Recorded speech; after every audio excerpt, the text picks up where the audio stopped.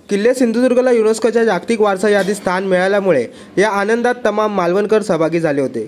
श्री छत्रपती शिवरायांनी 350 वर्षापूर्वी मालवण येथे उभारलेल्या किल्ले सिंधुदुर्गला युनेस्कोच्या जागतिक वारसा यादीत स्थान मिळाल्याने तमाम मालवणकर सहभागी होत मालवण बंदर जेटी या ठिकाणी किल्ले सिंधुदुर्गच्या साक्षीने ढोल ताशांच्या गजरात, फटाक्यांची आतषबाजी आणि श्री छत्रपती शिवाजी महाराज की जय, जय भवानी, जय शिवाजी, हर हर महादेवच्या घोषाने मालवण बंदर जेटी घुमली।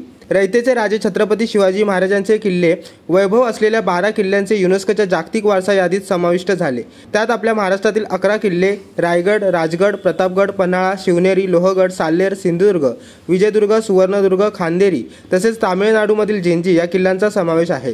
प्रशासनालाही प्रचंड आनंद आहे आणि त्याचबरोबर आपण इथे पाहतात सर्व सिंधुदुर्गवासीय ह्या घोषणेमुळे खुश आहेत। युनेस्कोच्या यादीमध्ये आपल्या महाराष्ट्रातील 11 किल्ले आणि तामिळनाडूतील जिंजीतील अशा 12 किल्ल्यांचा आणि त्यातला विशेष आनंद होतोय की आपला सिंधुदुर्ग पर्यटन जिल्ह्यातील दोनही दुर्ग, विजयदुर्ग आणि सिंधुदुर्ग हे युनेस्कोच्या यादीमध्ये समाविष्ट झालेले आहेत। त्याच्यामुळे सिंधुदुर्गवासियांना खूप आनंद झालेला आहे। यावेळी निवासी उपजिल्हाधिकारी मच्छिंद्र सुकटे, प्रांताधिकारी ऐश्वर्या काळसे, तहसीलदार वर्षा झालटे, जिल्हा बँक उपाध्यक्ष अतुल काळेसकर, पोलीस निरीक्षक मारुती जगताप, शिल्पा खोत आदी शिवप्रेमी मोठ्या संख्येने उपस्थित होते। जय शिवराय।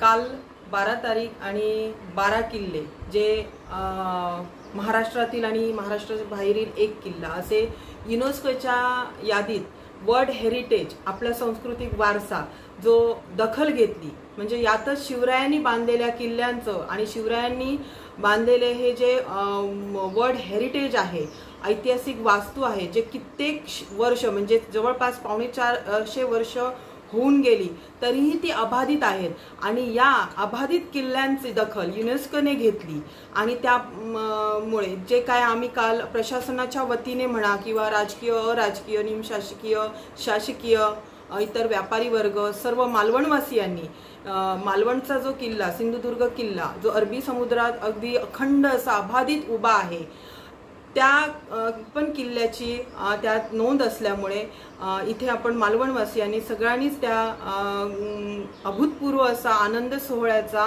आम्ही आनंद घेतला आणि जणू काही एक सणच असा सगळ्या समस्त शिवप्रेमींनी साजरा केला। याबद्दल मी ज्या सेवाभावी संस्था असतील, प्रशासकीय वर्ग असतील, राजकीय मंडळी असतील, ज्यांनी यासाठी जे अतोनात कित्येक वर्षाची तपश्चर्या पूर्ण झाली असं म्हटलं तरी वावगं नाही, तर या सगळ्याला मी एक शिवप्रेमी म्हणून आभार व्यक्त करत आहे, कृतज्ञता व्यक्त करत आहे। धन्यवाद। जय शिवराय। पंकज मडे, जनशक्ती, मालवण।